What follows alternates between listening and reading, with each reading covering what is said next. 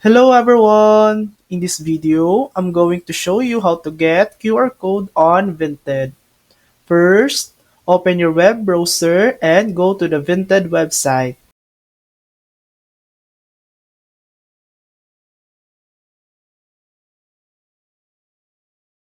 Log in with your preferred profile.